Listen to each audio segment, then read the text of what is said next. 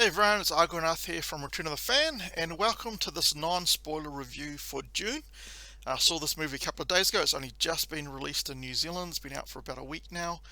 Um, and I really enjoyed this movie. It was so awesome.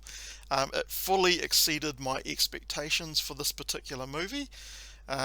And the great thing is they've already greenlit the second movie to tie everything up and finish off the story, which is excellent.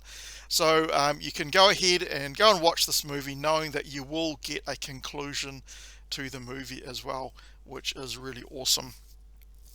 The story was really well done. Now, I've never read the books before, so even though I don't know the material at all, I felt that the way they introduced the story, how they went about it, made it very accessible to someone who hasn't read the books before and is kind of just like a general science fiction fan.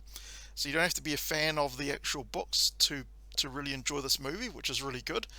Um, Even if you're not into science fiction, I think you'll still enjoy this movie um, because the story is the main heart of the movie, which is excellent. So remember that this is the first part. So when you get to the end, it kind of ends abruptly. So don't worry too much about that. It will carry on in the next movie. So there were quite a few people that complained about where the movie ended, kind of ended a bit weird according to them. Well, that's because there's a second movie coming along for that.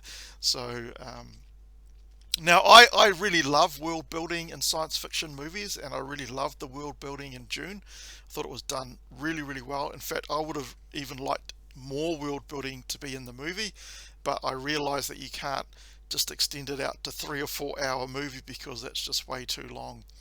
Um, so in that sense, it was fine. To me personally, I would have enjoyed a bit more world building and story being in there, but that's just me personally.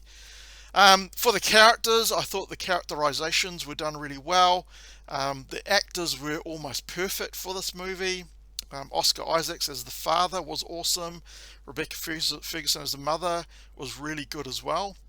Paul Timothy Chalamet, who was Paul Atreides, was just excellent. I thought his acting was just brilliant. He was able to emote the emotions that Paul Atreides was feeling really well to the audience. So he was really good. And all the other ancillary characters were really well done as well. So acting, I have no problem with. They were done excellently, and the actual characterizations were done really well, considering the limited time they had for doing the world building and characterization and stuff. So excellent on a whole. No problems with the acting for me. They were done excellently. Now, being a science fiction movie, we need to talk about the visuals for this movie, and they are just absolutely stupendous. The CGI is just excellent. I mean, it has to be for a big budget movie like this, and it has to be really good, and they've done a really awesome job, as you can see from the trailer that's playing here. The visuals and the spectacle is just amazing. So you need to see this movie on the biggest screen possible. So yes, you can watch it on your 65, 70-inch TV at home, and you'll get a really good viewing from that.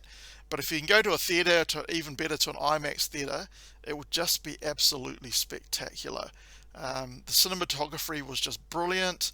The CGI was seamless, and it was really well done, not over the top or anything. So there's no cons or anything about the CGI that they've done in this particular movie. They spend a lot of budget on the CGI effects and so on, which is really awesome. So that doesn't really bring it down. One thing I have seen on a lot of reviews that a lot of people didn't really like the music from Hans Zimmer. Personally, I didn't really find it a problem. I mean, it might not be right up there with his best ever work, but I found the music to be perfectly good, and the sound effects were amazing.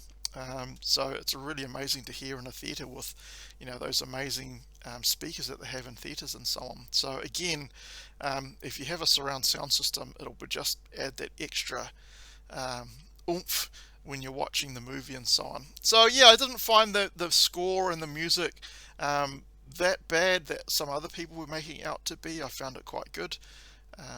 but you might have a different opinion possibly when you actually see the movie. So in conclusion, I really love this movie. I'm holding out for the next one. I think it's going to be probably 2022, 2023 when it comes out, which is a bit long, but I think they wanted to see how well the movie would do before they greenlit the second movie. Otherwise, they probably should have just shot both movies at the same time, which would have been better. But that's the way it goes, I guess. We'll just have to wait for the second installment. Again, really awesome movie. It's worth your while going to see it in a theatre, as I said, because it's absolutely spectacular.